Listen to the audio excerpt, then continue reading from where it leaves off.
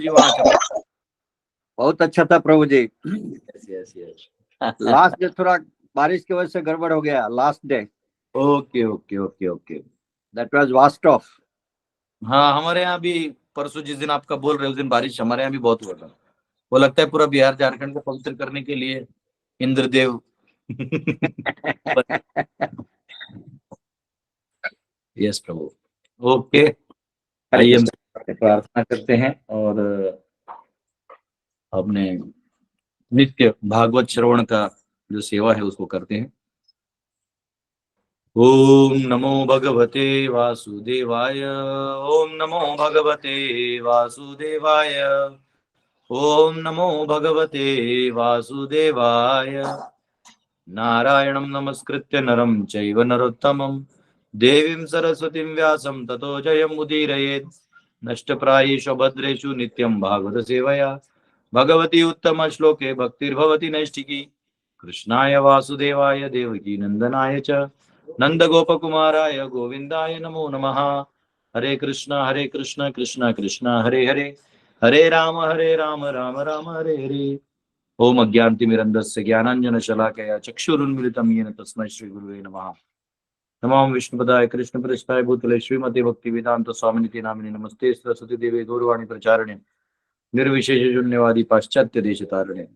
जय श्री कृष्ण चैतन्य प्रभु नित्यानंद श्री अद्वैत गदाधर शिवासदि गौर भक्तवृंद। हरे कृष्ण कृष्ण कृष्ण हरे हरे, हरे राम राम राम हरे हरे। हरे कृष्ण। तो ब्रह्मा जी पूरी सृष्टि के सृजन को समझाते हैं, उसके प्रोसेस को समझाते हैं, अपने स्थान को समझाते हैं और भगवान के स्थान को समझाते हैं, उनके विस्तारों को समझाते हैं। कितना अच्छे से, मुझे लगता है ब्रह्मा जी ने सब जो हमें जवाब चाहिए सब दे दिया। वो अलग चीज है कि उतनी अगाध बुद्धि या उस हमारे परसेप्शन, विजुअलाइजेशन, कंसेप्चुअलाइजेशन के कितने कैपेसिटी है उसके हिसाब से हम समझ सकते हैं। लेकिन जितना ब्रह्मा जी को बताना था उन्होंने नारद जी को बता दिया, और नारद बहुत ही ज्ञानी है। और एक्चुअली इसको समझने के लिए ज्ञान भी नहीं चाहिए, कॉमन सेंस चाहिए, बस स्वीकृति चाहिए कि हाँ ये इसके बाद ये हुआ और इसकी वजह से ये हुआ। और उतना दिखता है, मतलब अब आप बोलेंगे स्वभाव, तो स्वभाव दिखता है। आप बोलेंगे काल, हाँ समय का प्रभाव दिखता है। तो ये सब चीजें उन्होंने समझा दी है। और किसी भी सामान्य व्यक्ति को अगर नॉर्मल सेंस रखेगा, मतलब अपना तर्क वितर्क पीछे रख देगा, तो सब एकदम सीधा सीधा चलने वाला चीज है, इसमें कोई कॉम्प्लिकेटेड सब्जेक्ट मैटर नहीं है। तो ये सारा उन्होंने समझाया। और उन्होंने भी कहा कि देखो भगवान को बुद्धि से नहीं जाना जा सकता। अगर इतना हम समझ तो गए उनकी सृष्टि को, उनकी सृष्टि को तो समझ गए, लेकिन भगवान को अपने बुद्धि से या अपने लॉजिक से नहीं समझा जा सकता। अगर उनको जाना जा सकता है, क्या हो सकता है, ये सृष्टि की सृजनता को भी मैंने जो समझा आप समझ गए, फिर भी आप प्रभु को नहीं समझेंगे। प्रभु को समझना है तो आपको भक्ति, भक्त्या माम अभिजानाति, भक्ति के माध्यम से ही आप जान सकते हैं। माम च योग अभिचारे न भक्ति योगे न सेवते सगुणान समतित्तेतान ब्रह्म भूयाय कल्पते। कि आपको जो है अव्याभिचारी भक्ति यानी शुद्ध भक्ति जब आप करेंगे तो आपको दर्शन भगवान के हो जाएंगे, समझ में आ जाएगा भगवान कौन है।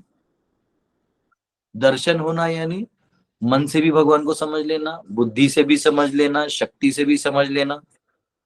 तो ये तरीका होता है। तो यहाँ पे ब्रह्मा जी अब भक्तों को यानी नारद मुनि के माध्यम से वो कह रहे हैं कि आपको अब इन देवी देवताओं का जो स्थान है इनका भी बता देता हूँ। और हम जो मैं ब्रह्मा, मैं तुम शिव जी, हमारा क्या स्थान है ये भी। तो अभी वो श्लोक हम लोग सुनेंगे। दूसरे स्कंद का 6ठा अध्याय श्लोक क्रमांक 37। नाहं न यूयं यदतां गतिं विदु न वामदेवः किमुता परे सुरः तन्मायया मोहितबुद्ध्ययस्थितं विनिर्मितं चात्मसमं विचक्ष्महे।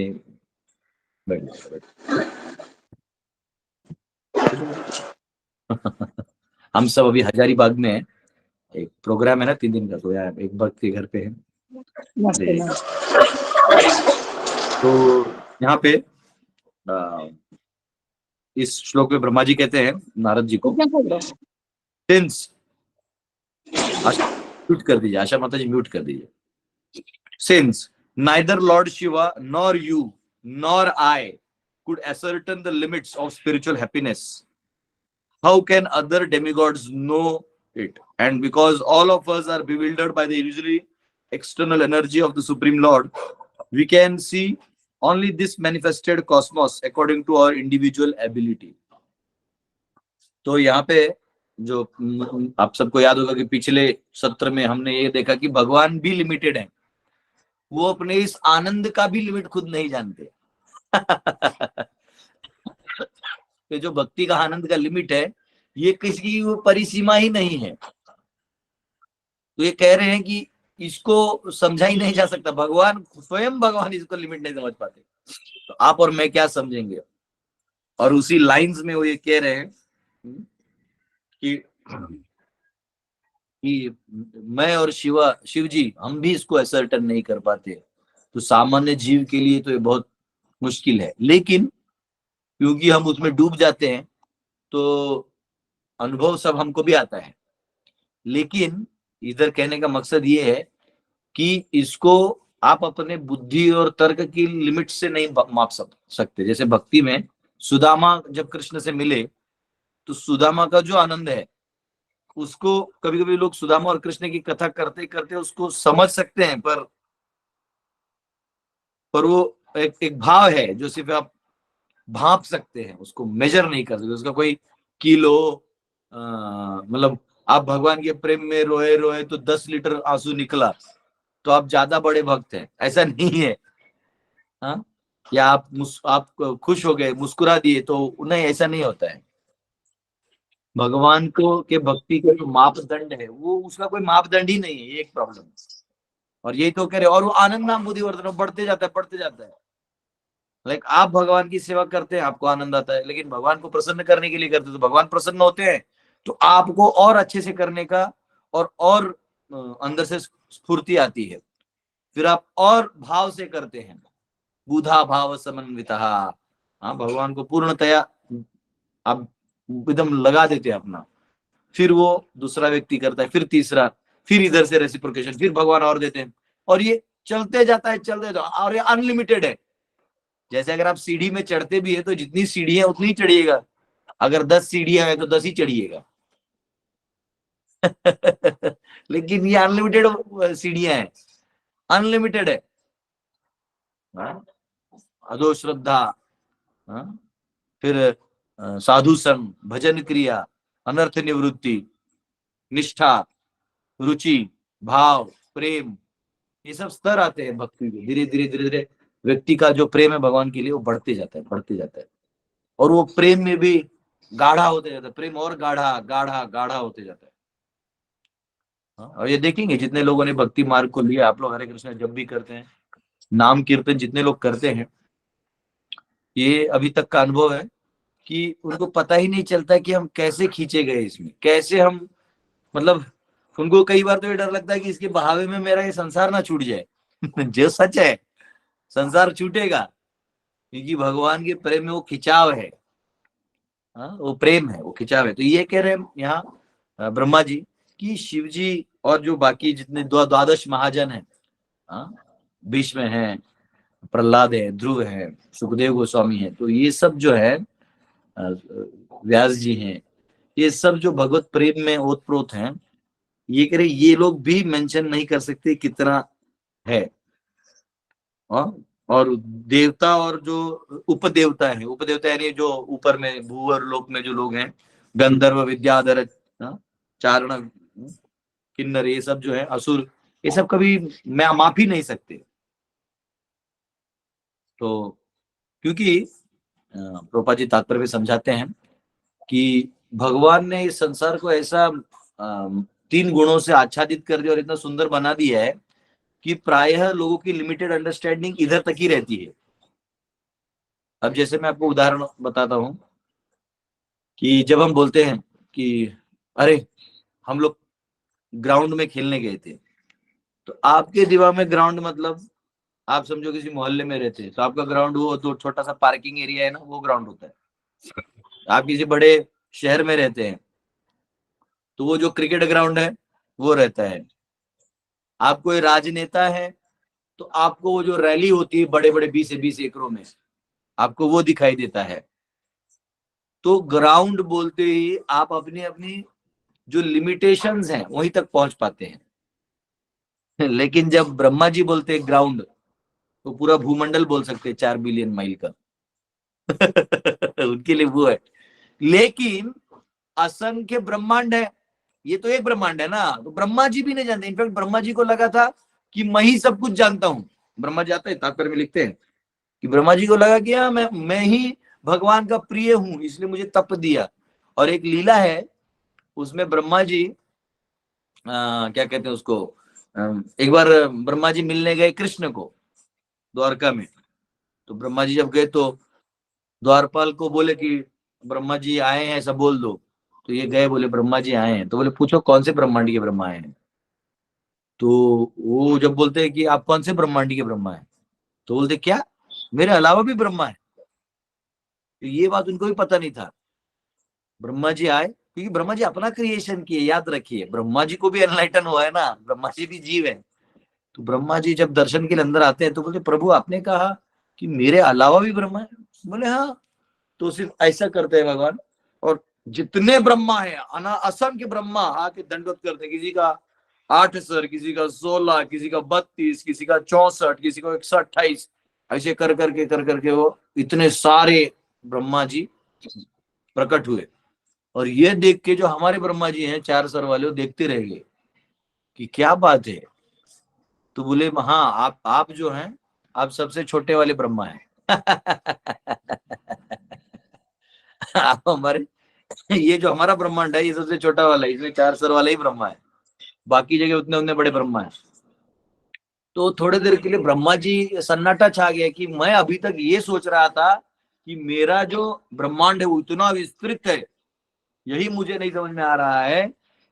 और तो ये जो ब्रह्मा है इनका सृष्टि कितना बड़ा होगा, ये है। तो मैं अभी समझा कि मैं अकेला पावरफुल नहीं हूँ। कई बार हम सब अपने अपने सिंगिंग कंपटीशन होता है ना, तो उसमें गाना गाते हैं। तो गाना गाने वाला जो लोग होते हैं, पलथा मार के बैठ, तो गाना गाने वाले गाना गाने वाले जो लोग हैं, ये कुछ बाथरूम सिंगर्स होते हैं। वो बाथरूम में ही गाते हैं ना, ऐसे एकदम उधर बाथरूम में ही शावर को हाथ में लेके करके गाते हैं। उनको लगता है मैं ही गायक हूँ। हाँ? जो एक्चुअली शास्त्रीय संगीत वाले होते हैं उनको लगता है वही गायक हैं। ऐसे सबको लगता है जो रॉक शो में आजकल तो लोगों का सत्वगुण हट गया है, तो लोग तमोगुण में के भी गाने गाते हैं, जिसका कोई मतलब लय ताल कुछ नहीं होता, बस बोलते जाओ कुछ। तो मैंने देखा तुम्हें तो ऐसा लगा, और उसी को बीच में वो वो बजा दो तो उसमें डोपा टॉप टॉप टॉप चलते रहता है। उसको पॉप बोलते हैं, पॉप पॉप सॉन्ग। अब आ गया है रैप। रैप मतलब लिखते रहेगा, तमोगुणी गाने हैं। लेकिन उसको भी लगता है कि वो सिंगर है। लेकिन हर सिंगर जब अपने फील्ड में जाता है तो पता चलता है और भी सिंगर्स हैं। जब वो इंडियन आइडल और ऐसे बड़े बड़े किसी प्रोग्राम में जाता है, देखता है अरे मैं ही नहीं, या इतने सारे कंटेस्टेंट और एक से एक सुरीले गाने वाले लोग हैं। मैं तो सोचता था मैं हूं। वैसा ब्रह्मा जी को फीलिंग आया कि अभी तक उन्हें लगा कि पूरी सृष्टि में अच्छे से चला रहा हूं, और ये जो भगवान ने दी, और वो भगवान को मान रहे हैं, लेकिन उनका ये संकल्पना कि मैं ही एकमात्र ब्रह्मा हूं, ये संकल्पना भी उनकी चूर चूर हो गई। क्योंकि इस महत्त्व से बने पूरे ब्रह्मांड को देख के, मतलब उनको तो एक कण मिला है ना। उनका ग्राउंड तो छोटा वाला पार्ट है, गली वाला। यहाँ तो फुटबॉल टीम के लोग आए जिनको ग्राउंड मालूम है कितना बड़ा होता है। हाँ, यहाँ हजारीबाग में एक बहुत बड़ा ग्राउंड है, इधर कम से कम 4 क्रिकेट स्टेडियम बन जाएंगे, इतना बड़ा ग्राउंड है गांधी मैदान। और उसी मैदान में हमारा प्रोग्राम चल रहा है, बहुत सारे डिवोटीज आ रहे हैं। तो ये हर एक को लगता है, हर एक को लगता है कि मैं महान हूं। और यही ब्रह्मा जी कह रहे हैं। ब्रह्मा जी क्योंकि अनुभव कर चुके हैं, वो नारद को कह रहे हैं, नारद कृपया करके ये अहम मत पालो, ये भगवान की रचना को समझना इतना आसान नहीं है। तो यहाँ पे 7वें अध्याय का एक काम करो, यहाँ ये लोग आवाज कर, मोबाइल देख रहे हैं या वो देख रहे हैं, दोनों में से कोई देख रहा है तो वो आवाज बंद करेगा मेरे क्लास।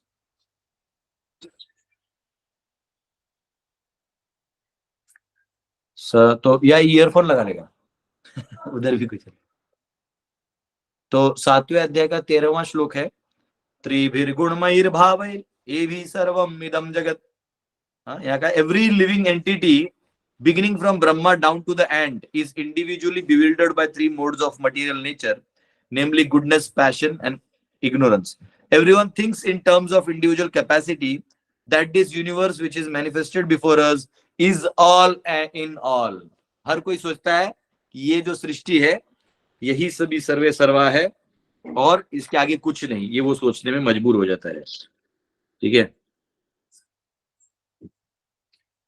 तो यहाँ पे बेसिकली भगवान मोहित कर देते हैं जीव को ये सोचने में कि यही सृष्टि है। जैसे कोई गरीब है तो उसका घर है और उसके 2 बच्चे हैं समझो, तो जो भी उसका 10x10 का या 20x10 का कोई कमरा है उसी में अपना जिंदगी गुजार लेता है और उसको लगता है उसी को डेकोरेट करता है कि यही मेरी सृष्टि है। कोई किसी का उससे बड़ा बंगला है, हाँ बंगले गाड़ी है, तो उसको वो सृष्टि लगती है। कोई प्रधानमंत्री है तो उसका तो बहुत बड़ा आवास होता है, बहुत बड़ा आवास होता है, उसमें नौकर भी हर हर कोने में एक एक नौकर होता है हर चीज के लिए। तो ऐसे कर करके तो पूरा मतलब हर एक का अपना है। कोई राजा है, राजा महाराज के राजवाड़े होते हैं। तो लेकिन प्रॉब्लम क्या है कि वो जो माया इतनी पावरफुल है, इतनी पावरफुल है कि वो उसको सोच में कन्विंस कर देती कि हाँ यही तुम्हारी यही है और यही हाईएस्ट है। उस 20x10 वाले को लगता है बस यही हाईएस्ट है, वो अपनी कैपेसिटी से उसी को हाईएस्ट समझ लेता है। तो भगवान इन्हें मोहित कर देते, जबकि जीव किस चीज का मालिक है जानते हैं? जीव ये तीनों लोकों का और पूरे वैकुंठ का मालिक है। कैसे? तो क्योंकि उसके स्वामी प्रभु है, भगवान है, और भगवान का ये सब है। तो जब वो भगवान का हो जाएगा तो ये सारी सृष्टि उसकी हो जाएगी। मतलब वो समझ जाएगी मेरा है, मतलब प्रभु का है, मतलब मेरा है। हाँ, जैसे बेटा होता है तो फादर की जो प्रॉपर्टी है तो वो तो खुश होता है क्योंकि फादर की है मतलब मेरी है। वो ऐसा इंडिपेंडेंट नहीं रहता कि नहीं नहीं पापा की है मैं तो मेरा बना, कोई जरूरत नहीं, पापा है तो मेरे ही है। वैसे ये सारी भूमि गोपाल की है, हाँ ये सारी सृष्टि भगवान की है। तो हम भगवान हमारे हैं, हम भगवान के हैं। तो ये चेतना जब ईशावास्यम चेतना हम लाएंगे ना, तब अपने आप हमारे में वो जो भिन्न भाव है वो खत्म हो जाएगा। तो ये यहाँ पे कहा गया है 38वां श्लोक, यस्यावतार कर्माणि गायन्ति हि अस्मदादयः न यं विदन्ति तत्त्वेन तस्मै भगवते नमः। Let us offer our respectful obeisances unto that supreme personality of Godhead, whose incarnations and activities are chanted by us or glorification, though he can hardly be fully known as he is. तो कह रहे हैं आइए हम उन सब भगवान को नमस्कार करते हैं, हाँ जिनके अवतार और कार्य तीनों लोकों में गाए जाते हैं, गुणगान किया जाता है। हाँ, हालांकि उनको पूर्णतया समझना असंभव है। न यम विन्दन्ति तत्वेना, उनको समझना इतना आसान नहीं है। भगवान क्या करते हैं, क्यों करते हैं, कैसे करते हैं, अद्भुत है, अद्भुत। अभी कौन बोलेगा अभी भगवान राम है, अवतार है, ठीक है। अब वो जो बाली है उसको पीछे से मार दिया। कोई बोलता है सामने से क्यों नहीं मारा? लेकिन वो अवतार में वो जो लीला किए है तो उसमें उसका जो वरदान है उसका भी तो रिस्पेक्ट करना है। अगर वो वहां भगवान, तो फिर वो तो वो गया ना, डिक्लेयर कर दिया कि मैं ही भगवान हूं। अब राम जी सेतु बना रहे हैं, बताइए तो सेतु क्या वो इच्छा करेंगे भूमाता रास्ता बना देगी, लेकिन वो सेतु बना रहे हैं क्योंकि वो लीला में है ना, मर्यादा पुरुषोत्तम पत्नी को खोजने जा रहे हैं और वो अपने भक्तों की महिमा दिखाएगी। वो लोग राम लिख के उसमें डाल रहे हैं और सेतु बन रहा है, पत्थर तैर रहा है। हाँ, हालांकि समुद्र रास्ता नहीं दे रहा था तो भगवान ने उसको एक बार तीर धनुष निकाला, शांत हो गया, बोला नहीं नहीं स्वामी गलती हो गई। तो उनको जब जरूरत आता है तो दिखा देते हैं, लेकिन ऐसे में वो दिखाते नहीं। वही तो कुंती महारानी कहती है कि आप आप ऐसे हो नटो नाट्य धरो यथा, आप हमारे बीच में रहते तो हो लेकिन पता नहीं चलता कि आप हो ये पता नहीं चलता। तो आपको कोई ये बोल ही नहीं सकता आप स्वयं भगवान है। भगवान ऐसे चलते हैं लोगों के बीच में, आपको पता भी नहीं चलेगा ये स्वयं भगवान है। जब वो अवतरित होते हैं तो कृष्ण देखिए कैसे लीला करते हैं, मटकी फोड़ देना, मक्खन चुराना। अब मुझे बताइए जो तीनों लोगों का स्वामी है, अनंत अनादि मक्खन और दही दूध की नदियां बहा सकता है जो व्यक्ति, वो एक माता के घर में रह के हंडी क्यों चुराएगा? बताइए क्या लॉजिक बनता है इसका? कोई लॉजिक नहीं है। लॉजिक ये है कि वहां वो जीव, दूसरे जो जीव हैं जो प्रेम करना चाहते हैं उनसे, उनके साथ वो आदान प्रदान कर रहे हैं, लेन देन कर रहे हैं, प्रेम का जो आदान प्रदान है। ये यथा माम प्रपद्यन्ते ताम तथैव भजाम्यहम् मम वर्तमान वर्तन्ते मनुष्य पार्थ सर्वशः। ये यथा माम प्रपद्यन्ते यानी आप जैसे चहल करिएगा, पहल करिएगा, आप जैसे थोड़ा आगे करिएगा अपना भाव, भगवान उसी भाव में आपसे रेसिप्रोकेट करना चालू कर देते हैं। आप थोड़ा प्रेम करिएगा, वो थोड़ा प्रेम करेंगे। आप अपना पूर्ण समर्पण करिएगा, वो भी अपना पूर्ण समर्पण करेंगे। तो ये भाव है, ये भाव होना बहुत जरूरी है। तो यहाँ पे भगवान नारद मुनि को क्लियर कर रहे हैं कि आप कृपया करके लोगों के बड़ बोले में मत जाइए, क्योंकि लोग भगवान के बारे में बोलते हो बहुत शब्दों का हेर फेर कर करके अपने मन की संकल्पना को ईश्वरीय संकल्पना बता देते हैं। हम, ये तो हमारा भाग्य है कि हम तो केवल जो ब्रह्मा जी ने हमको बताया वो बता रहे हैं। ब्रह्मा जी ने जो नारद जी को बताया, जो व्यास देव ने हम सबको उसके माध्यम से हमें बताया है, वो हम सब बता रहे हैं। तो इसमें मैंने क्या कहा और आपने क्या कहा की बात नहीं हो रही है। जनरली लोग क्या करते हैं, भगवान को जानते नहीं तो वो दूर से एक ऑरा बना देते हैं, अपना ऑरा बना देते हैं, यानी मतलब उनसे आप जल्दी नजदीक मिल नहीं सकते, वहां दूरी में बैठाया जाएगा, और उनका मिलना है तो आपको कम से कम लाखों रुपए दर्शन के लिए देने होंगे। और उनको अपना दाढ़ी वाड़ी बढ़ा के रखना पड़ता है, और गेटअप रखना पड़ता है। सो जो साधु जो होता है वो फकीर होता है, वो एक दो कपड़ा बस अपने शरीर पे ढकने के लिए रख लेता है। कुछ तो अपना मार्केटिंग करने के लिए मुझे लगता है करोड़ों का तो कपड़ा पहन लेते हैं। करोड़ों का गाड़ी, गरीबों का लूटा हुआ जमीन सब लेके फिर वो एक औरा बनाते हैं कि लास्ट में ब्रेन सर्जरी करना पड़ता है। लास्ट में तुम्हारा ब्रेन काम नहीं कर रहा है तो ब्रेन सर्जरी करना पड़ता है। तो क्लॉट आया तो आया ना लेवल में आदमी। गॉड गॉड गॉड अपने आप को भगवान डिक्लेयर करना, ये अपने आप में एक महान गलती है कि मैं ही वो हूं, तो तू है तो काहे ब्रेन सर्जरी करना पड़ रहा है।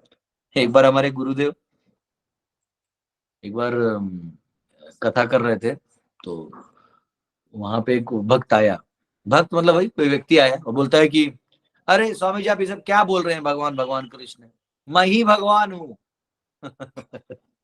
तो हमारे गुरुदेव बोले अच्छा बैठिए बैठिए, उसको जूस वूस पिलाया। फिर बाद में थोड़ी देर बाद बोलता है अच्छा ये टॉयलेट का है, तो बोलते अरे आप तो भगवान हैं, आप उसको अंतर ध्यान कर दीजिए।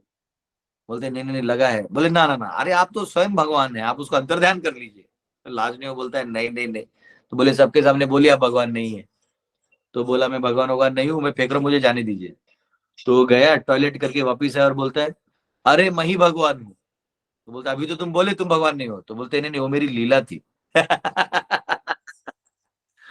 तो लोग जो है वो लोग मतलब वो इतने दुष्ट होते हैं, वो अपने आप को भगवान बोलने में ही वो पगला जाता है। और एक बार मन में संकल्पना बैठ जाए ना तो अहंकार उसको पकड़ के रखता है। तो इसलिए भगवान अहंकार तोड़ने के लिए भी एक दो जूता मारते हैं। हाँ? जब न्यूरोसर्जन आपका खोपड़ी फोड़ के अंदर में देखता है और आप खुद बोलते हो कि उसको कुछ नहीं मिला, मतलब अंदर कुछ नहीं था। अंदर आपके अंदर कुछ था नहीं। तो ये जो नारद को कह रहे हैं कि आप जो लॉजिक है या ऐसे तर्क देने वाले या इन लोगों का संग नहीं करना है। जो पूरे वर्ड जगलर यहाँ पर लिखते हैं, फिलोसॉफिकल क्या एक वर्ड है यहाँ पे, simply by calculations and philosophical speculations.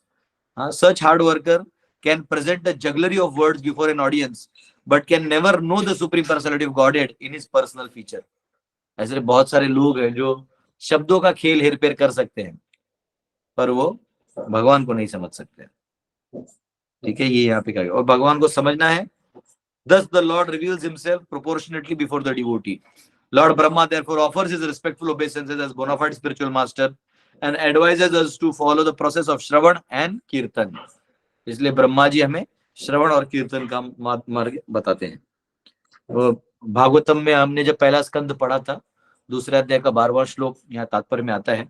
वो कहते हैं, तत्श्रद्धाना मुनयो ज्ञान वैराग्य युक्तया पश्यन्त्यात्मनि चात्मानं भक्त्या श्रुत गृहीतया।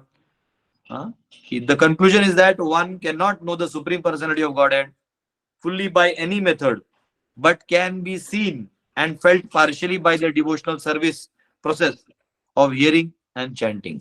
तो भगवान को और कोई मार्ग से नहीं समझा जा सकता, भगवान को केवल श्रवण के माध्यम से ही समझा जा सकता है।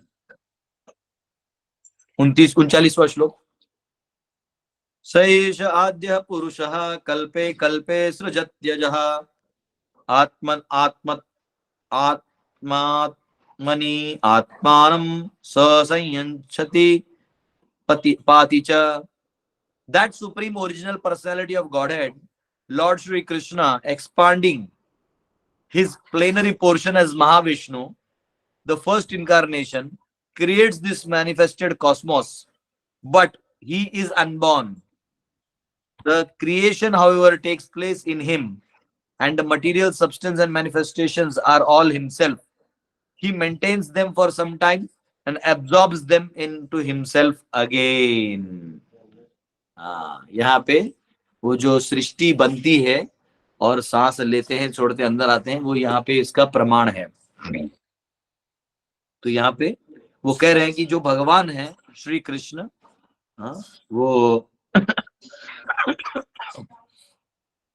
जो भगवान स्वयं कृष्ण जो है वो अपने विस्तार महाविष्णु स्वरूप में, महाविष्णु के रूप में, द फर्स्ट इनकारनेशन, जो प्रथम रूप है या अवतार है, उस रूप में वो इस सृष्टि की रचना कर देते, manifested cosmos. But he is unborn, पर वो अजन्म है, उनका जन्म नहीं हुआ है। The creation however takes place in him, लेकिन ये सृष्टि जो है उन्हीं के अंदर से ही क्रिएट होती है। And the material substance and manifestations are all himself, उनसे जो भी अब महत तत्व आ रहा है और बाकी जो भी आ रहा है, रचनाएं बन रही हैं, वो स्वयं है। He maintains them for some time and absorbs them into himself again. और वो उनको बनाते हैं, मेंटेन करते, फिर अंदर ले लेते हैं, फिर बनाते हैं, मेंटेन करते हैं, फिर अंदर ले लेते हैं, कल्पे कल्पे। तो यहाँ पे तात्पर्य में प्रभुपाद जी 9वें अध्याय का 4था श्लोक कोट करते हैं इसी चीज को लेके कि कैसे वो करते हैं। वो जैसा प्रोजेक्शन कर दिया, सब एलिमेंट्स उसमें मैनिफेस्ट हो गए, सब जीव अपना अपना रोल प्ले करने लगे, फिर अंदर आ गए, फिर करने लगे, फिर आ गए। तो इधर कह रहे हैं मया तदम इदम सर्वम जगत अव्यक्त मूर्तिना मत्स्थानि सर्वभूतानि न चाहम तेषु अवस्थितः। तो यहाँ पे मया ततम इदम सर्वम, मैं ही वो सब कुछ हूं, जगत अव्यक्त मूर्तिना, मैं जगत को वो पूरा अव्यक्त रूप से कर लेता हूं। अव्यक्त का कारण ये बोला गया है, हालांकि विराट रूप भी रूप है, गर्भोदक्षाय विष्णु भी एक रूप है। अव्यक्त इसलिए कहा गया कि आप उसको जब देखोगे तो अव्यक्त दिखाई देगा। जैसे हम बोलते हैं अरे आकाश है, उसका कोई रूप नहीं है, लेकिन अगर आप उसको देखोगे तो किसी ब्रह्मांड के नकाशे के अंदर है ना वो आकाश, तो उसका रूप है। अब जल निराकार दिखता है, लेकिन आप देखोगे जिस पात्र में तो रूप आ जाएगा। तो वैसे ही कह रहे हैं जगत अव्यक्त मूर्तिना मत्स्थानि सर्वभूतानि न चाहम तेषु अवस्थितः, मुझ में ये सब आधारित है, मैं उसमें नहीं हूं। ठीक है, तो ये यहाँ पे समझाया है। तो प्रभुपाद बोलते हैं कि भगवान के इस अव्यक्त रूप को जो लोग समझ पाते हैं, जितना तक उनकी सोच जाती तो वो ऐसा सोचते हैं, तो वो सही है, परंतु वो अर्ध सत्य है, क्योंकि उसके पीछे महाविष्णु है, उसके पीछे वो स्वयं है, ये हमें नहीं भूलना चाहिए। हाँ, जो ब्रह्मा जी हैं वो कोट करते हैं उनका ब्रह्म संहिता में कहते हैं, 5वें के अध्याय के 47वें श्लोक में कहते हैं, यह कारणर्णव जले भजति स्म योगा निद्रा मनंत जगदंड सरोपकूपः आधार शक्तिमवलंब्य परां स्वमूर्तिं गोविंदमादि पुरुषम तमहं भजामि। मैं ब्रह्मा जी कह रहे हैं, मैं गोविंद को भजता हूं जो अपने कारण सागर में लेटते हैं और अपने रोम के छिद्र से ब्रह्मांडों को बनाते हैं, और मैं उनको नमस्कार करता हूं। मैं आधार शक्तिम अवलंब्य पराम स्वमूर्तिम, वो स्वयं स्वमूर्ति, यहाँ तो कह गया ना मूर्ति, वो स्वयं है जो इसको करते हैं और आधार देते हैं, मैं उनको प्रणाम करता हूं। तो इस प्रकार यहाँ जो महाविष्णु है, ये यहाँ पे कहा गया, so this Mahavishnu is the first incarnation in the creation. इस सृष्टि में जो पूरे हमने कहा ना, पूरे स्पिरिचुअल स्काई में एक मटेरियल स्काई है, वहां की जो सृष्टि है तो उसमें महाविष्णु पहले अवतार हैं, and from him all the universes are generated, और उनसे पूरे ब्रह्मांड बनने लगते हैं। And all material manifestations are produced one after another, और अंदर में ये सारे जो बाकी हमने अभी पढ़े थे ना, ये सब जनरेट होने लगता है अंदर में। The causal ocean is created by the Lord as mahat tattva, और ये जो कारण सागर है ये भगवान से बनता है महत तत्व के स्वरूप में, as a cloud in the spiritual sky and is only a part of different manifestations. ठीक है, एक कोने में कोई बादल हो उस तरह है। The spiritual sky is expansion of his personal rays, और जो आध्यात्मिक जो ऊर्जा है ये भगवान की अपनी शक्ति है, तेज है। एंड ही इज द महत तत्व क्लाउड ऑल्सो, और वो स्वयं भी ये महत तत्व का जो वो है वो भी वही है। ही lies down and generates the universes by his breathing, और वो उसमें लेटते हैं, अपने ही कारण सागर, अपने ही बनाए हुए कारण सागर में लेटते हैं और ब्रह्मांडों की उत्पत्ति करते हैं, breathing. And again by entering into such universes as Garbhodakshayi Vishnu, और उन्हीं ब्रह्मांडों में गर्भोदक्षा विष्णु के रूप में जाते हैं। He creates Brahma Shiva and many other demigods, फिर उसके अंदर वो शिव ब्रह्मा इत्यादि देवताओं को रचना करते हैं। तो ब्रह्मा जी ने अभी तक जो हमें रचना समझाया वो इसके अंदर की बात थी, इसके पहले क्या होता है वो यहाँ पे दिया है। Then again absorbs the whole thing, और ये वो करते हैं। और इसका गीता में भी 9वें अध्याय का 7वां श्लोक में आता है, सर्वभूतानि कौन्तेय प्रकृतिं यान्ति मामिकाम् कल्पक्षये पुनस्तानि कल्पादौ विसृजाम्यहम्। हे कुंती पुत्र, when the कल्प of duration of life of Brahma is ended, जब ब्रह्मा जी का आयु खत्म होता है, then all the created manifestations enter into my प्रकृति, तो ये सारे जो है वापिस मेरे प्रकृति में चले जाते हैं। और energy, and again when I desire the same creation takes place by my personal energy, और जब मेरी इच्छा होती है मैं वापिस वो क्रिएट कर देता हूँ। ठीक है, तो यहाँ पे प्रभुपाद लिखते हैं, the conclusion is that these are all but a displays of the Lord's inconceivable personal energies. ये भगवान की अपनी असंख्य शक्तियों की कुछ शक्तियों का ये प्रदर्शन है, of which no one can have any full information. और इसका कोई भी पूरा इंफॉर्मेशन आपको पूरा मिलेगा नहीं, इतना आसान नहीं है। This point we have already discussed, हमने पहले चर्चा किया हुआ है। तो अगला श्लोक हम लोग कर लेंगे। आप में से किसी को कोई क्वेश्चन है तो पूछ सकते हैं। हरे कृष्णा। रेणु माता। हरे कृष्ण प्रभु जी, दंडवत प्रणाम। प्रभु जी, जैसे भगवान जी का जो गोविंदम नाम है हर एक में यही आता है, जैसे भज गोविंदम वाला आपने बताया, और कबीर जी में बोलते हैं ना गोविंदियो दिखाए। ठीक है, तो हमेशा गोविंद नाम को लेकर के क्यों होता है प्रभु जी? गो यानी गाय, गो यानी हमारे इंद्रिय। तो जब आप भगवान की भक्ति करते हैं तो आपके इंद्रिय प्रसन्न होते हैं। गाय का भगवान रक्षण करते हैं, तो गाय भगवान को बहुत प्रिय है। तो जनरली भक्तों को, भगवान को जब संबोधित किया जाता है ना, तो किसी भक्त के नाम से संबोधित किया जाता है, लाइक मधुसूदन, तो मधु नाम के जो असुर है उसको मार दिया। गोविंद यानी जो गोपाल हैं, गोपाल तो ऐसा, तो इसलिए भगवान को ऐसे नामों से करते हैं। और उसमें जनरली गोविंद नाम ऐसे तो सभी नाम प्रख्यात है, पर गोविंद नाम जनरली आता है बहुत जगह, ये बात सही है। ऐसा है। हरे कृष्णा। हरे कृष्ण यस, प्रभु अंजुम जी। जी हरे कृष्णा प्रभु जी, यस, दंडवत प्रणाम। प्रभु जी मेरे दो क्वेश्चन है।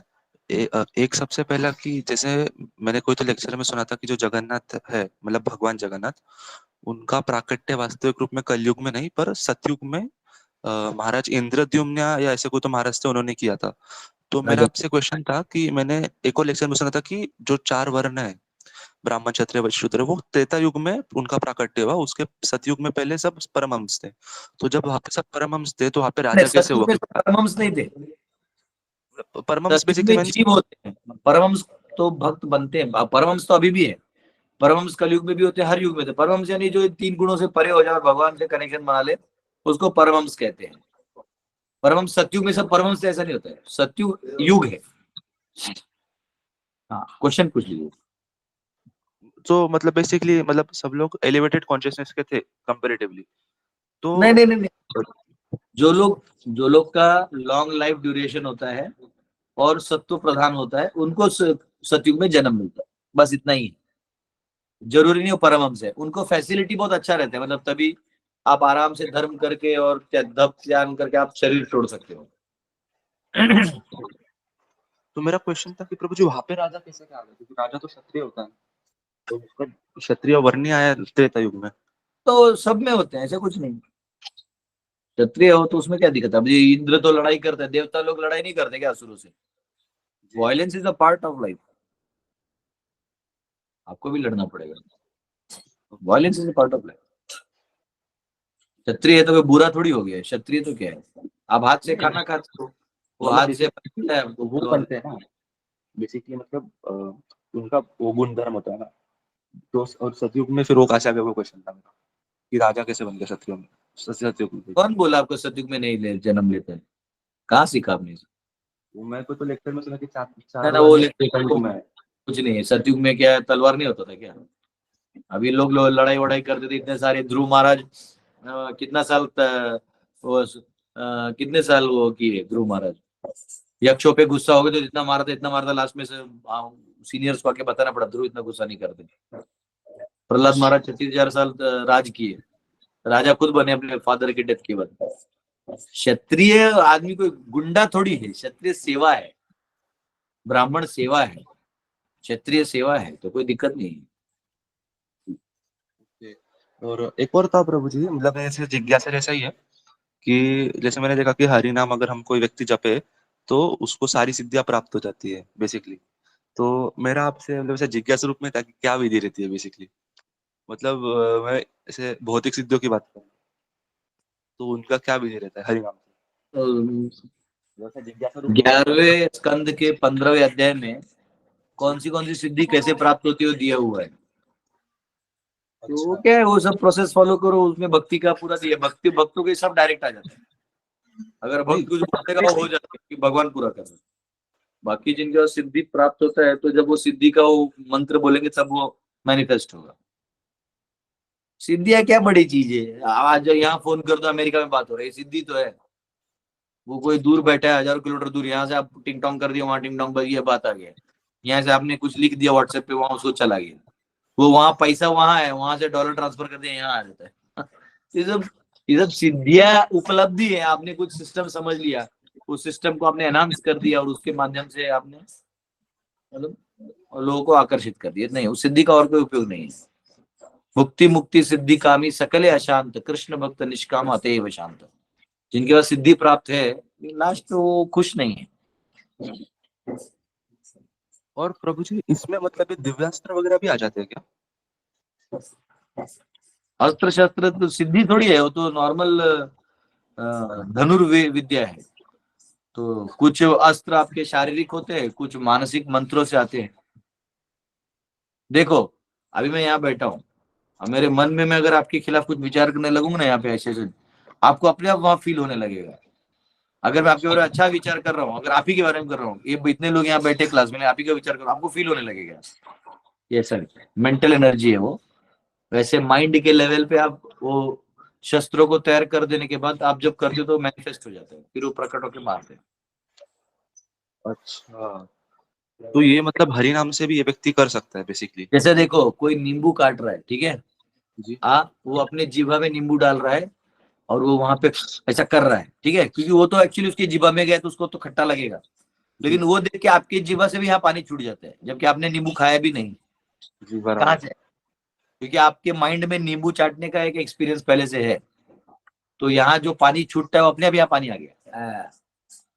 आप सपना देखते हो तो सपना में पता चलता है कि एक टाइगर आपके पीछे लगा हुआ है, तो टाइगर पीछे लगा है, कोई तलवार लेके मार रहा है, तो अब उधर जो डर है उसको जो हाथ पांव हिलता है, हाँ हाँ, तो कोई आदमी सपने से उठ जाता है, नहीं मारो नहीं मारो नहीं, ऐसा बोलता है। जी हमारे गुरुकुल का बच्चा है, वो रात को उठ के झैमे बजाता है। अरे वाह। हाँ, हरे कृष्ण। हरी बोल, नाचो नाचो, हरी बोल। हम बोले भाई तू सो जा, अभी टाइम नहीं है। हाँ? आजकल के बच्चे मोबाइल करते हैं अलग अलग, तो वो रात में ऐसे करते रहते हैं, तो स्क्रीन ऊपर। ऐसा है। यस, नागवेणी माता। प्रभु आप मेरा पिन हटा दो, मेरे को बाकी क्वेश्चन जिनके हाथ है वो दिखते नहीं। यस, नागवेणी माता ने हाथ ऊपर किया था लेकिन चले गए। यस, सुप्रभा माता। हरे कृष्ण, दंडवत प्रणाम प्रभु जी। प्रभु जी मेरा क्वेश्चन वो आपने जो भागवतम क्लास दिया ना शाम को उसमें से था, तो उसमें आप बता रहे थे कि जैसे जगन्नाथ जी का जो प्रसाद है, आप बोले कि पद्म पुराण में ये भी लिखा है कि कोई महाप्रसाद को अगर टच भी करता है तो उसका गोलोक जाना मतलब कंफर्म होता है। तो प्रभु जी Yes. ऐसा तो जितने भी नॉन डिवोटी है या जो भी भगवान के द्वेषी है उन लोगों के साथ भी ऐसे ही होता है क्या? कभी ना कभी तो वो लोग भी महाप्रसाद के संपर्क में आते हैं। आपको वो मैंने इससे पहले भी उदाहरण दिया, ऐसे बहुत सारे उदाहरण दे सकते हैं। आपको आटे का वो चक्की मालूम है, जरा अपन गेहूं डालते हैं, वो धड़ धड़ धड़ पीसते रहते सब, एक छोटा और इधर बड़ा वो रहता है गोल घूमने वाला, तो बेल्ट रहता है, वो बेल्ट घूमते रहता है और उसके अंदर वो पिसते रहता है गेहूं। देखा है आपने? यस प्रभु जी, देखा है। नहीं क्या, हमको घर में मम्मी लेके भेजती थी, तो देखा है। उसके अंदर है ना, अगर किसी के ऐसा साड़ी या धोती का ऐसा भी चले जाए ना, ऐसा इतना सा भी पूरा खींच लेते आदमी को अंदर, इसलिए लोग बच्चों को दूर रखते थे, दूर हट जाओ दूर हट जाओ बोलते थे। एक बार मैं जब 2013 में मेरा बुक प्रिंट करने गया था, तो बनारस में एक प्रेस है, मुझे नहीं मालूम था प्रेस क्या होता है, तो मैं तो सारा कागज वागज लेके वहां पहुंचा दिया, और मैं बोला कि कब बनेगा बोलेगा, तो मैं देखने गया प्रिंटिंग, मैं भी उस प्रेस को मशीन को थोड़ा प्रणाम करना चाहता कि भाई मेरा बुक प्रिंट होगा, तो मैं इस भाव में गया था। अब मुझे क्या मालूम मशीन क्या है, तो मेरा धोती का ये बस ऐसा कुछ तो पार्ट था, वो ऐसा आगे का बस इतना गया, सैक्ट करके चला गया, ऐसा फर्र करके फटा कि और बस गमछा टाइप बच गया।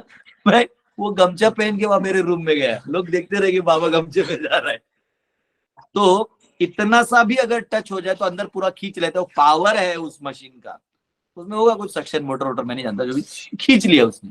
उसी प्रकार ये भक्ति में ना गलती से भी एंट्री नहीं मारना, बहुत भयंकर।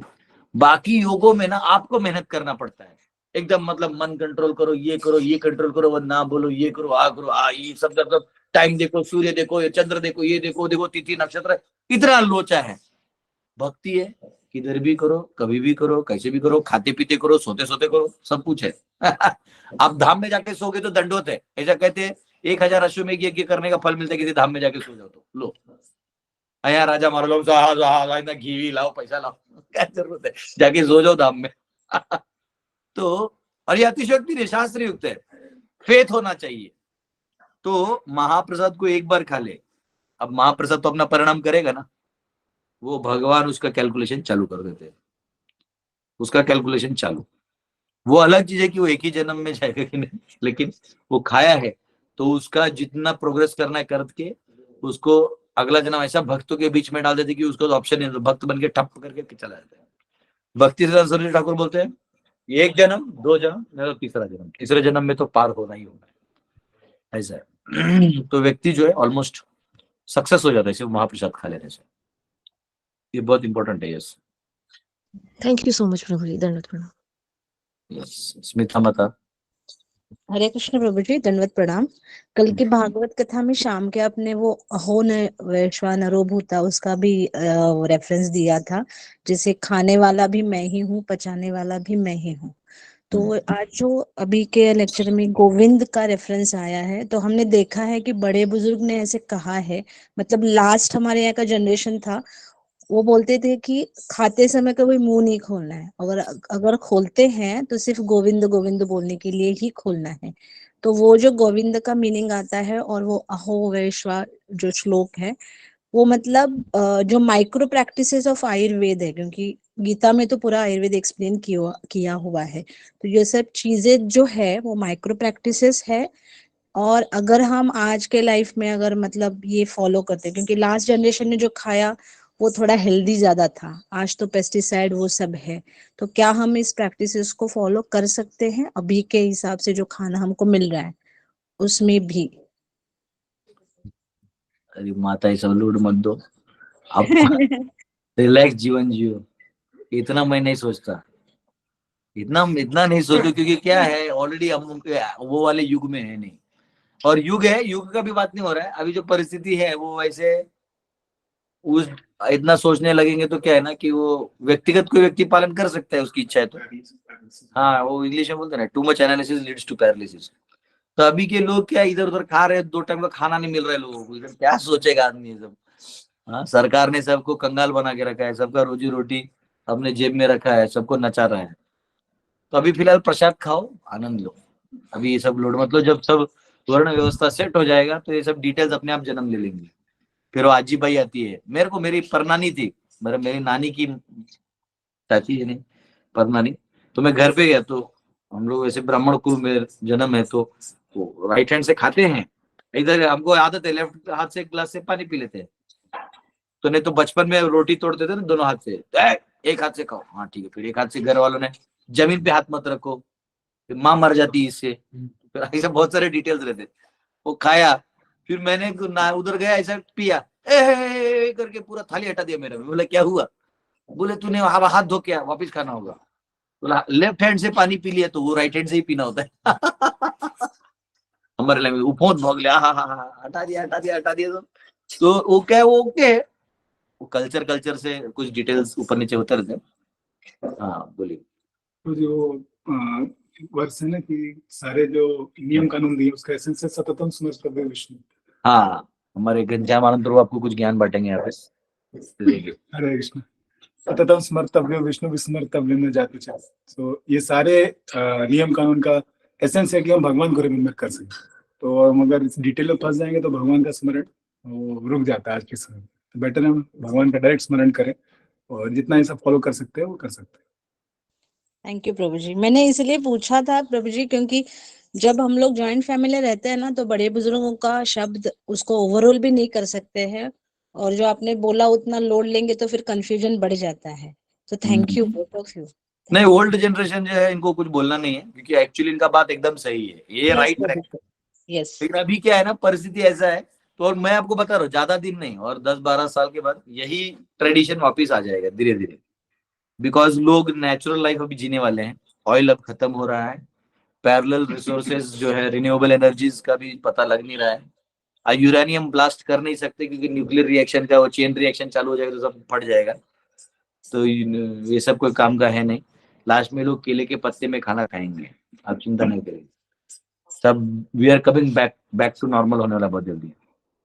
Thank you yes, Prabhu ji. एक क्वेश्चन और ले लेते हैं चैतन्य जी, उसके बाद। यस प्रभु। प्रभु जी, ये जो कबीर थे उनका मतलब आइडियोलॉजी जो मतलब जो फिलॉसफी थे वो खुद को परमात्मा मानते थे कि कृष्ण को मतलब परमात्मा मतलब मानते थे? पता नहीं, कबीर के दोहे इधर उधर सुने, कबीर का लाइफस्टाइल मैं उनका हिस्ट्री नहीं जानता। और एक कोई ज्ञान गंगा वाले हैं, वो कबीर को भगवान बनाते घूम रहे हैं। तो कबीर भगवान नहीं थे। कबीर नाम ही आप समझ सकते हैं, हमारा नहीं है, इसका कोई संस्कृत रेफरेंस ही नहीं है। कभी कभी क्या हो जाता है, मैं आपको बता रहा हूँ, लोग परेशान हो जाते हैं पंडितों से, पुजारी पंडितों से कुछ एक्स्ट्रा कर दिया तो सामान्य जनता थोड़ा परेशान हो जाता है। फिर वो परेशान हो जाते हैं मुल्लों से, जो ये हमेशा इस्लाम इस्लाम करके टॉर्चर करते रहते हैं उनको। तो ये एक नया प्रजाति पैदा हो जाता है जो दोनों को का छोड़ के अपना तीसरा, दोनों को गाली देके एक तीसरा संप्रदाय चालू कर देते हैं। और वो दिखता है कि इसलिए मूवीज में देखो ऑथेंटिसिटी दिखाने के लिए हीरो या एक्टर का नाम बोलते कबीर, हाँ कबीर ऐसा लिखते हैं। तो कबीर एक्चुअली वैदिक नाम मुझे नहीं लगता है ना, उसका कोई हिस्टोरिकल वैदिक रूट है, और पता नहीं वो इस्लामिक उसके रूट्स हैं कि नहीं, ये एक अलग ही प्रकार का वो है। और वो संत थे या एक वो क्या करते थे, एक्सट्रीम चीजों को काटते थे। एक्सट्रीम यानी ऐसा बोलना कि ये जो है तुमने भगवान का पत्थर का धंधा बना दिया है, तो वो गलत है। एक्चुअली पत्थर नहीं हो, भगवान है स्वयं। तो हाँ, कोई एक आध पंडित उधर उसका उसमें ज्यादा अर्थ कमा रहा हो, थोड़ा पैसा कमा रहा होगा, तो वो गलत है। लेकिन उसके लिए बोल देना कि वो पत्थर है और तुम उसका धंधा कर रहे हो, तो ऐसा क्रिटिसाइज करके आप नॉर्मल जनता की सहानुभूति ले सकते हो कि हाँ देखो देखो आपने सही बोले, लोग ऐसे ही है। लेकिन आप भगवान नहीं बन सकते। आप क्रिटिसाइजर जरूर हो, लेकिन आलोचक होता है। कभी कभी मीडिया में कुछ लोग आलोचक होते हैं, ऐसे कैसे सरकार की रणनीतियां बराबर नहीं है, इसमें हमारे जवानों का नुकसान है, तो कुछ वो ठीक है आप बोल रहे हो, लेकिन आप सरकार नहीं। आप में विरोध करना आसान है, लेकिन सरकार चलाने के लिए गवर्नेंस की क्षमता चाहिए। वैसे ही आपने किसी दो पंडितों का विरोध कर दिया या दो मुल्लों का विरोध कर दिया, कोई कट्टर मुल्ला है वो बोलता है इस्लाम करो नहीं तो आप मर जाओगे, तो या नरक जाओगे, तो उसका भी आपने विरोध कर दिया कि जो मुल्ला अपना दाढ़ी नहीं संभाल सकता मुझे क्या समझाएगा, तो आपने ऐसा कुछ उसको भी बोल दिया। इधर आपने किसी वैदिक सनातनी को एक्सट्रीम में बोल दिया, तो आपका बात एक तरह से सही है कि कट्टरता नहीं होनी चाहिए किसी भी जगह, लेकिन इसलिए आप ऑथोराइज नहीं हो जाती, इसके मतलब ये नहीं कि आप भगवान को जान चुके हो। बात समझिए, दोहों के माध्यम से ये बोल देना, हाँ दोहों के माध्यम से आप ये बोलोगे कि राम और कृष्ण कितने अद्भुत हैं, और यही जो ब्रह्मा जी, देखिए ब्रह्मा जी है यहाँ पे, वो चाहे तो ये कट्टरताओं का खंडन आराम से कर देते, कर रहे हैं ना, बोलते कि यार नॉर्मल आदमी अपनी बुद्धि से नहीं समझ सकता, बात सही है, लेकिन मैं जानता हूं, कम से कम ब्रह्मा जी जानते हैं। देखिए जैसे मैं क्लास दे रहा हूं, तो बैठे बैठे मैं रोज क्लास में किसी के ना किसी की निंदा कर सकता हूँ, ठीक है, बैठी इसकी निंदा, राजनीति की निंदा, ठीक है, वो जहां जहां जरूरी है वहां उनका कट किया जाएगा, लेकिन भगवान के बारे में बताना इंपॉर्टेंट है। तो अब कबीर जी कहाँ का क्या बताएं, मुझे तो डाउट है, ठीक है। ईश्वर तत्व के बारे में वो क्या बोले हैं और कहां से बोले हैं, ये उनको खोजना पड़ेगा। उनका गुरु कौन थी? अब बिना गुरु के आप बोलने जाओगे तो फिर तो वो क्या होता है ना, आप भी कल विरोध करना चालू कर दीजिए किसी का, आप भी विरोध करना चालू कर दीजिए, आपको भी फॉलोअर मिल जाएंगे। आप मोदी, आपको फेमस होना है तो जो प्रधानमंत्री जी है उनको गाली दे दीजिए, आपको अपने आप एक लॉबी मिल जाएगा। आप मुस्लिम्स को गाली देना चालू करिए तो दूसरा एक लॉबी मिल जाएगा। आप रोहित शर्मा को गाली देना चालू कर दीजिए तो भी आपको एक लॉबी मिल जाएगा। आप वो हार्दिक पांड्या को गाली देना चालू कर दीजिए तो एक लॉबी मिल जाएगा आपको। तो लॉबी मिलने से नहीं ना होगा, जब आपके हाथ में बैट आएगा और 150 की स्पीड से बॉल आएगा तो आपको दिखेगा भी नहीं बॉल कब डाला उसने। लोग ऐसा बोल देते हैं, अरे सचिन ने ना ऑफ कट खेला जाता, खट जाता, ये जो कट लग गया ना लिखो जल्दी विकेट हो गया। अरे भाई वो बॉल कितना तेजी से आता देखा है तुम? रावलपिंडी एक्सप्रेस जब शोएब अख्तर डालता है इतना फास्ट जाता है, लेकिन लोग कमेंट्री मारते हैं। तो कमेंट्री मारना आसान है, लेकिन वहां जाके खेलना उसके लिए अलग शक्ति चाहिए। तो ये बोल देना कि अरे पत्थर में होता तो वो नहीं हो जाता, ये नहीं होता तो वो नहीं हो जाता, ऐसा बोलना आसान है, लेकिन भगवान पत्थर में है, वो तो कण कण में विराजमान है, तो ये तत्व कौन बताएगा? तो कबीर का जितना मैं आज तक सुना हूँ वो यही सब देखा है मैंने। हो सकता है उन्होंने अगर कुछ बोला हो, बहुत बड़ा कुछ ग्रंथ लिखा हो, मैं नहीं जानता, देखना पड़ेगा क्या लिखा है। एक्चुअली श्री संप्रदाय के देवी रामनंदी संप्रदाय, हाँ। तो उसके में आते हैं, रामनंदी के वैष्णव में आते हैं, तो उनके मिक्स है आइडियाज, क्लियर कट नहीं है। चलिए कोई बात नहीं, तो ये सब होते रहता है। ये हरिंदर माता। हरे कृष्णा प्रभु जी। प्रभु जी मेरा प्रश्न ये है कि कई बार हम मतलब ऐसे सोचते हैं कि हम घूम कहीं रहे हैं और हमारी सोच कहीं हो रही होती है, और हम जो हैं जो मैंने अपनी लाइफ में देखा है कि जिन घरों में अब हम रह रहे हैं और जब हम खुले में रहते थे गांव में, और उससे बहुत फर्क पड़ता है हमारे क्या शरीर पे, हमारी सोच पे, क्योंकि अब हम अंधकार वाले घरों में रह रहे हैं, मतलब जिसमें कि अंधेरा ही होता है, लाइट जलाएंगे तो ही होती है, सूरज की रोशनी नहीं मिल रही है। तो अपने आप में ऐसे फील आती है कि हम कहीं कहाँ गुम है, मतलब जो मेरी फीलिंग है, क्योंकि मैं गांव में बहुत रही हूँ ना, तो मेरे को इतना फील होता है कि मैं कहीं और घूम रही हूँ और मेरा गांव, जो मेरा बचपन था, वो मैं कहाँ चली गई हूँ। तो प्रभु जी ये बड़ी मेरे साथ, मतलब मैं कर रही हूँ कोशिश, मैं वापस जा रही हूँ अपने उधर, लेकिन मैंने देखा है कि ये हमारे जो इंडियंस हैं, जो हमारा इंडियन कल्चर था, वो था खुला में रहने का। ये जितना कुछ हो रहा है ना, जितनी प्रॉब्लम्स हो रही हैं, ये सब अगर हम अपने अपनी जगह पे चले जाएं तो मुझे लगता है कि काफी हद तक हम लोग ठीक सोच हो जाए हमारी। Yes, I am with you, हम पे समर्थक है। हरे कृष्ण। यस माता, थैंक यू। अच्छा, ऑलरेडी अभी टाइम हो गया है। माधुरी माता और ममता माता 2 क्वेश्चन ले लेंगे, उसको एंड कर देंगे। यस माधुरी माता। प्रभु जी, जैसे ये जगन्नाथ जी का प्रसाद ऐसा बोल मैं पूछ रही हूँ कि अपने पास यदि कहीं भोग लगाने की नहीं हो तो वो प्रसाद मिक्स किया तो सब महाप्रसाद हो जाता है। हाँ, बराबर है ना? बराबर।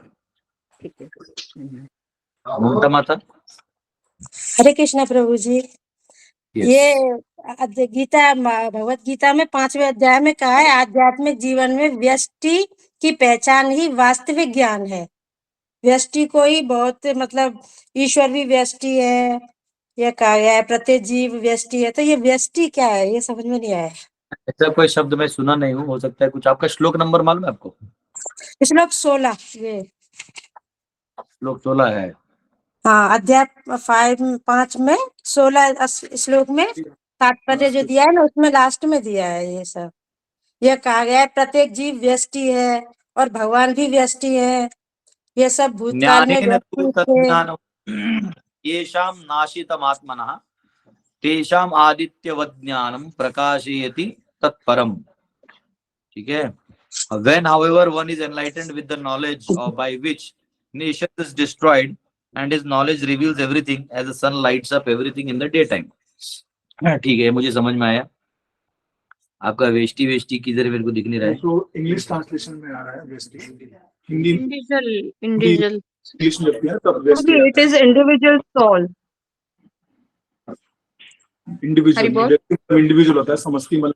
अच्छा अच्छा, Yeah, व्यष्टि means soul है। individual soul. तो माता जी, व्यष्टि मतलब एक जीव, एक व्यक्ति, एक जीव जो है उसकी बात हो रही है। Identity with individuality in spiritual life is real knowledge. अभी इसमें क्या क्वेश्चन है मैं समझा नहीं आपका क्वेश्चन। इसमें कुछ सब तो क्लियर है। व्यष्टि मतलब एक इंडिविजुअल सोल माता जी, एक व्यक्ति। अभी वो गीता वाला है, इसमें मुश्किल हो जाएगा, अभी देखना पड़ेगा, उसमें आपको हिंदी पढ़ना पड़ेगा, पढ़ के कल बताओ। हाँ, ओके, थैंक यू। हरे कृष्णा। तो अभी हमको आज्ञा दीजिए, और आज शाम में 6 बजे क्लास चालू होगा, आपको लिंक आ जाएगा, तो आप भी अटेंड कर सकते हैं। Thank you very much. Hare Krishna. Hare Krishna Prabhu. दंडवत प्रणाम गुरु जी। हरे कृष्ण। हरे कृष्ण प्रभु जी, प्रणाम।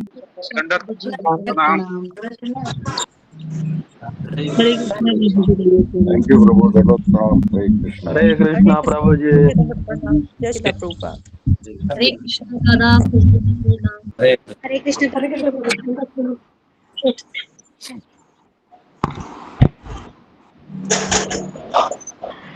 हरे कृष्ण प्रभु। हरे कृष्ण प्रभु। हरे कृष्ण प्रभु जी।